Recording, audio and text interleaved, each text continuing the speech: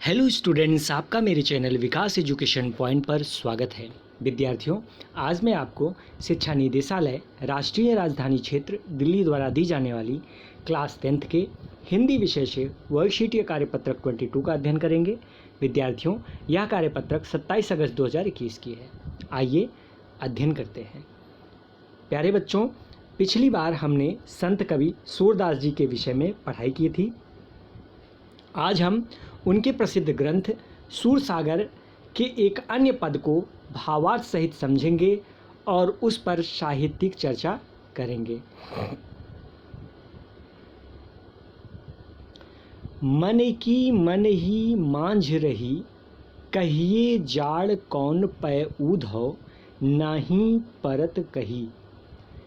अवधि आधार आस आवन की, तन मन विथा सही। अब इस जोग संदेशन सुन सुन, विरहिन बिरह दही। चाहती हुती गुहार जिहती है तय, उत तय धार बही। सूरदास अब धीर धरन क्यों, मर ज्यादा न लही।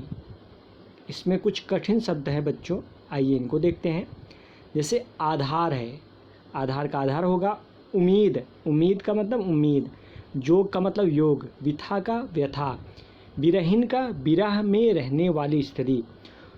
गुहारी मतलब गुहार या प्रार्थना। इसका भावार्थ समझ लेते हैं बच्चों।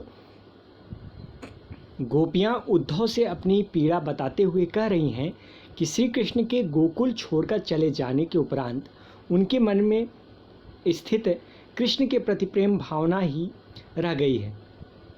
वह सिर्फ इसी आस में अपने तन मन की व्यथा को सह रही थी कि जब कृष्ण वापस लौटेंगे तो वह कृष्ण के समक्ष अपने प्रेम को प्रकट करेंगी और कृष्ण के प्रेम की भागीदार बनेंगी। परंतु जब उन्हें कृष्ण के द्वारा भेजा गया योग संदेश मिला और उद्धव ने यह बताया कि अब कृष्ण वापस कभी नहीं आएंगे, तो गोपियाँ टूट सी गईं और उनकी विरह की व्यथा और बढ़ गई।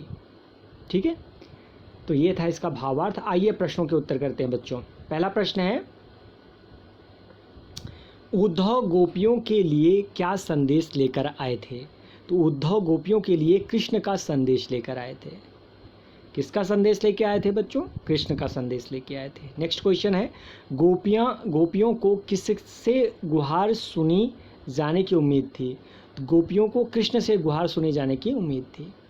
नेक्स्ट क्वेश्चन है क्वेश्चन नंबर 3, गोपियों ने किस प्रकार से श्री कृष्ण का इंतज़ार किया? तो गोपियाँ इसी इंतज़ार में बैठी थी कि कृष्ण उनके विरह को समझेंगे, उनके प्रेम को समझेंगे और उनके अतृप्त मन को अपने दर्शन से तृप्त करेंगे। ठीक है। नेक्स्ट क्वेश्चन है, संदेशन सुनि सुनि में कौन सा अलंकार प्रयुक्त है? तो इसमें बच्चों अनुप्रास अलंकार है। नेक्स्ट है क्वेश्चन नंबर 5 है, पद में ई प्रत्यय से बने शब्दों को ढूंढकर लिखना है। तो इसमें बच्चों बही, दही, लही, सही, कही, रही, तो ये सभी जो है आपके ई प्रत्यय से बने हुए शब्द हैं। ठीक है। अब गतिविधि है बच्चों, सूरदास जी के जीवन से जुड़ी कुछ घटनाओं के पोस्टर के माध्यम से प्रदर्शित कीजिए।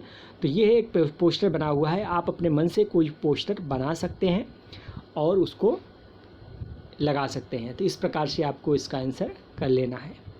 ठीक है। तो ये था आज का हमारा कार्यपत्रक बच्चों। कोविड-19 जैसे महामारी से सुरक्षित रहने के लिए हमें मास्क पहनने की आवश्यकता है। धन्यवाद।